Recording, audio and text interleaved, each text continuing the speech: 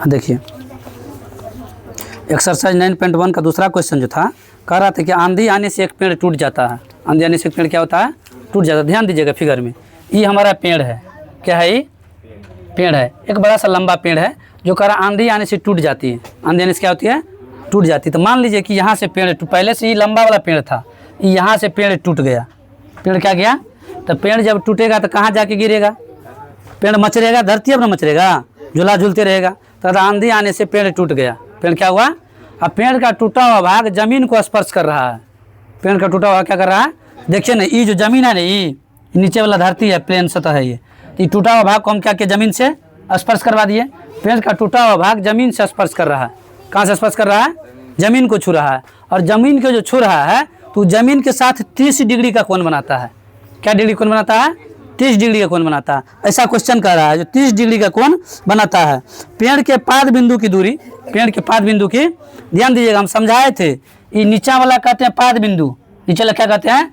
जिसको हम लोग ठेठी भाषा में जड़ कहते हैं। गाछी के जड़, बांस में जड़ होगा ना, तो पेड़ है तो पेड़ में भी जड़ होगा ना, जड़ होगा ना पेड़ में।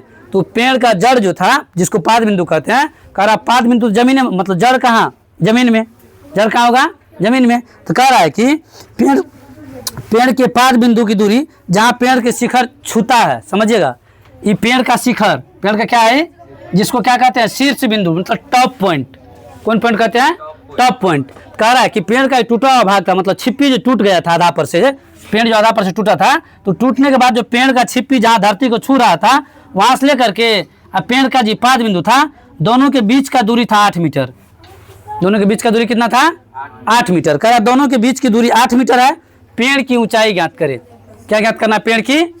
आइए फिगर में आइए, देखिए इसको माने A B C D, हमको निकालने के लिए क्या कह रहा है? हमको कह रहा है A से लेकर C तक की दूरी ज्ञात कीजिए। क्या ज्ञात कीजिए?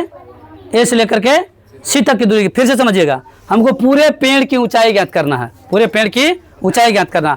तो पेड़ अगर लंबा खड़ा है तब उसको नाप करके ऊंचाई ज्ञात करना थोड़ा सा मुश्किल है। अब पेड़ अगर काट काट के टुकड़ी खुंडे हो गया तब तो आसान है नापना।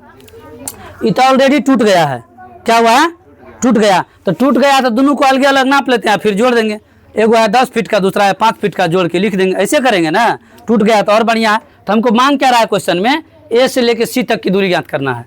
कहाँ से कहाँ तक दूरी ज्ञात करना है? A से लेकर के C तक का दूरी ज्ञात करना। तो AC ज्ञात करने के लिए, क्या ज्ञात करने के लिए?